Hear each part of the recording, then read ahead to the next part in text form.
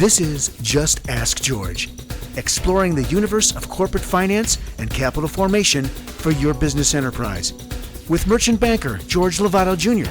and your host, David Wolf.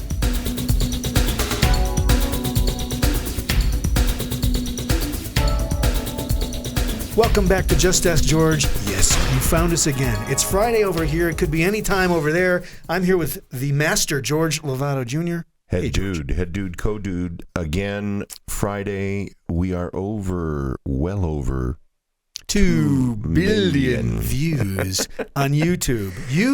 Thank you because for watching. It's not because of us. It has nothing to do with us.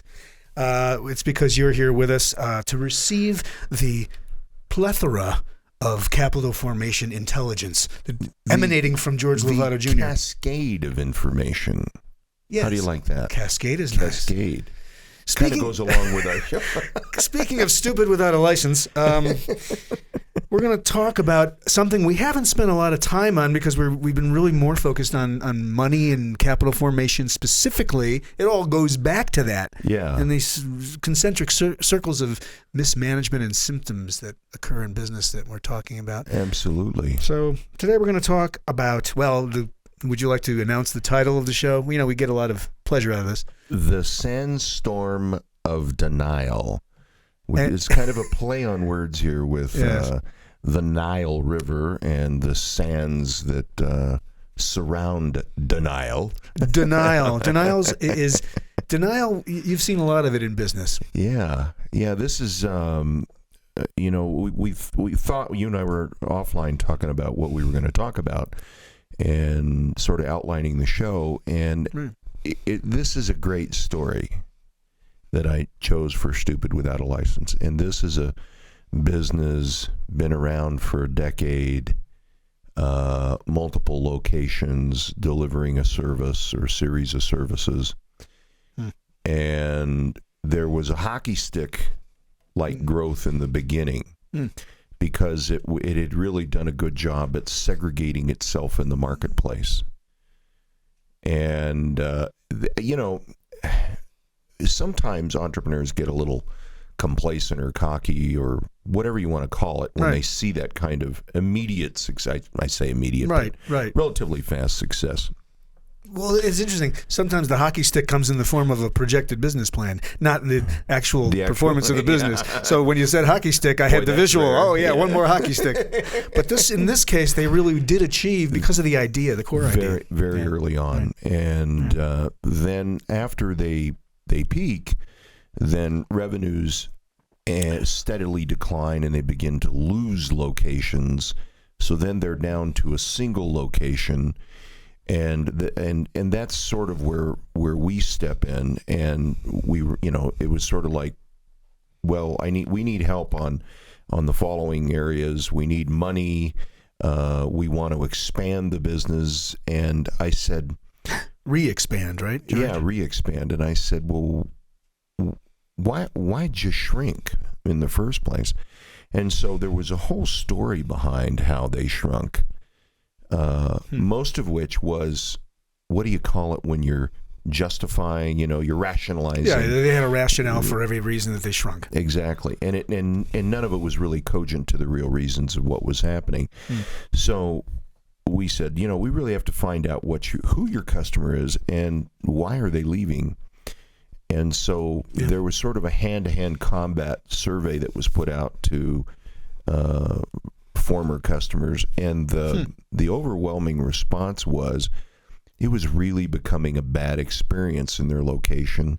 They were expensive, and there was almost an elitist attitude on the part of my client and their employees to their customers. And top down. It came from the top down through the employees to the customers, and they felt it. And the customer said, I've got too many other choices to make. I'll make those choices because I don't need to be treated this way when I'm spending all this money. Thank you very much. Yep. So we sort of drilled back down and had a conversation and said, your problem really isn't money. Your problem really is more attuned to the fact that you're not doing what you say you do. You aren't what you think you are, and you've got to fix that problem so that customers stay, because they might get that customer in one or two times, but then, and there was sort of this illusion on the part of a few of the service providers that had regular customers, but there was a tremendous amount of turnover in personnel, and there was a tremendous amount of turnover with the customer base. And so with those few people that had these returning customers, they said to themselves, well, that's not our problem. The customers are still coming back. Well, it might have been with a few of them, but yeah, exactly. Head in the sand, blindfolds on. Sandstorm of Denial. This is an ego-based problem. We've talked a lot about how that plays into it. It's people stuff. Yeah. I mean, you hit it right on the head. And we backed up again and said, okay, look, there really is a turnover problem here. And your numbers are so overwhelmingly declining faster than you think that now you're not able to meet your basic obligations, your fixed overhead, because the numbers, and so then they lost another, there was a second location, they lost that one. And then there was a remote location which was not performing. I mean, its performance went from what was successful down to near zero on a weekly basis. Yeah. So a reverse hockey stick. Yeah, and they were blaming it on their strategic partner, which the strategic partner really had nothing to do with it. But so anyway, that location unwinds, and now they're down to one, really. Yeah. And it was just, okay, guys, look, you got to stop the revolving door with your employees, because it's tremendously expensive. And every time an employee leaves, they're taking customers with them. Okay, so you got to quit that. And B, you really have to be better at customer service, because your clients are complaining about it. Oh, well, those are isolated incidences, and they, those okay, people, what? They aren't worth having anyway. And even if they are isolated incidents, even if they are isolated incidents, they're isolated incidents. And some of it might have been insolence, but exactly. And they still need to pay attention and listen to their customers. Absolutely. What does that mean, isolated? Well, everything's an isolated incident if you want. So here was the brilliant solution that they came up with. Brilliant. Is they said, well, let's just open more locations. Let's multiply the problem. Let's multiply the bad reputation, the growing bad reputation, with more locations, and that's the way we'll expand. Well, okay, wait, you're going to expand. You got more capital investment. You're not paying your fixed overhead right now, and your idea is let's open more doors. And do it with debt, I'm sure, right? Oh, sure. Yeah. What other way to do it? Right. Let's borrow our way out of our problem. Right. And so I basically said, that isn't going to work. Well, what had happened was really interesting, okay? So I said, let them go forth with their plan, and maybe a third party other than me could justify the story. So off they run with these unbelievable projections, thinking that the next store is just going to do everything that's impossible to do. Simply because it exists and it's their store. Yeah. No, I've seen that. And so they need to lease some space. So this is a very big, very successful retail space owner. Lots of layers of management, lots of layers of analysts, and so on and so forth. And they looked at the company and said, "This isn't going to work. You're resting on your laurels of way back when, and current operations are terrible. So why are we going to take a risk and give you money for build out?" Okay. Right. Tenant improvement. We're going to give you real cash, and we're going to risk that and the space with this business formula. Right. Lost opportunity, risk the space, be stuck with a big bill. And so TI. I had a conversation with them, and they had reached out because I had a pre-existing relationship, and they said, what are they smoking over there? Yeah.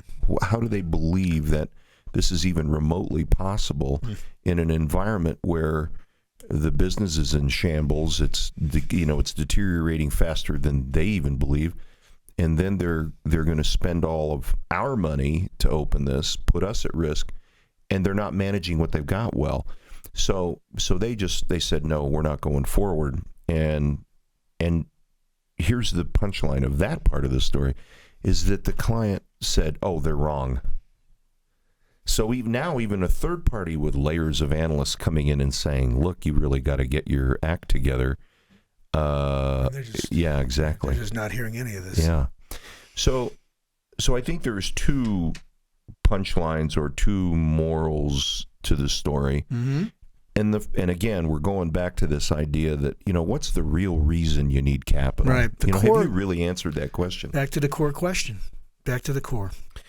And the second is sometimes you really have to step back away from the business, and if you're not looking at overwhelmingly strong results, of operations, then you really have to dig and find out why that is. And don't be afraid of the data. Don't rationalize, well, that came out that way because of somebody else's fault. This is huge. Yeah, that came out that way because, that was the time of the economy and the way it was.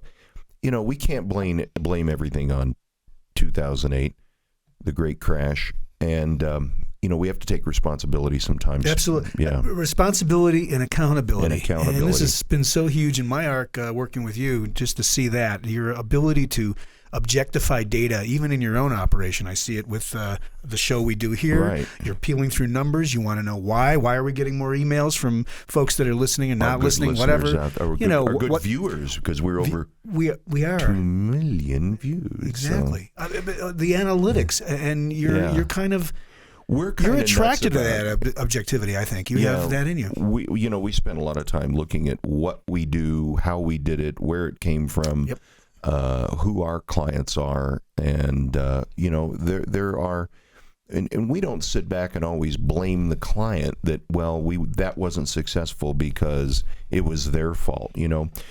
Sometimes we'll look at maybe some of our approaches and some of the ways. Sometimes we have to sell them into an idea. Maybe we didn't do as good a job at selling them into an idea of a structure or a financial solution. Yeah. And so we're constantly peeling that layer back and trying to figure out, how do we better service our clients? And that's really what this story's about, is take the time to understand who you are. That is key and critical. And you must do it on a continual basis. And again, money is not always the answer. Right. Think about this story this way, and I'll end on this thought. Sure.